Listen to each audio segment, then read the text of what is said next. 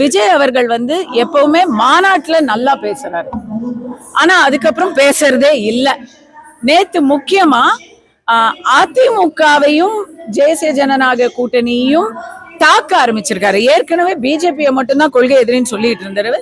நேத்துக்கு வந்து மறைமுகமா பேர் சொல்லாம தாக்குனாலும் ஊழல் கட்சி அப்படின்னு எல்லாம் நேத்து பேசியிருக்கிறாரு.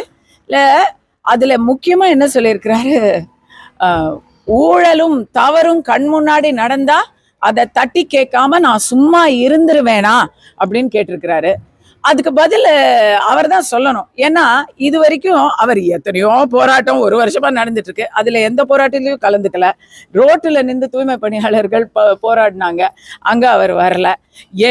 அவ்வளவு பிரச்சனை, திருப்பரங்குன்ற தீப பிரச்சனை ஆச்சு, அப்பவும் அவர் பேசல. கரூர்ல ஒரு பிரச்சனை நடந்த போதே அவர் வந்து 4 நாள் கழிச்சுதான் பேசினாரு. அவர் படம் இன்னைக்கு பிரச்சனையில இருக்கு, அதுக்காக தமிழ்நாட்டுல எல்லாரும் பேசுறாங்க, தலைவர்கள் பேசுறாங்க, மக்கள் பேசுறாங்க, அவர் பேசவே இல்லை. அப்போ ஒருவேளை அப்ப அது தப்பு இல்லைன்னு சொல்றாரா, அது சரியா நடக்குதுன்னு அவர் ஒப்புதல் வாக்குமூலம் கொடுக்குறாரா? ஏன்னா அவர் கட்சியில சில தொண்டர்கள் மட்டும் அதை வந்து ஆளுங்கட்சி சதி அப்படின்னு எல்லாம் சொல்லிக்கிட்டு இருக்காங்கல்ல, இவர் பேசல. அப்போ தப்பு நடக்கும் பொழுது தட்டி கடுக்காம சும்மா இருப்பனான்னு கேட்கிறவர் எல்லா விஷயத்திலும் சும்மா தானே இது வரைக்கும் இருக்கிறாரு. எப்ப அவர் பேச ஆரம்பிக்க போறாரு?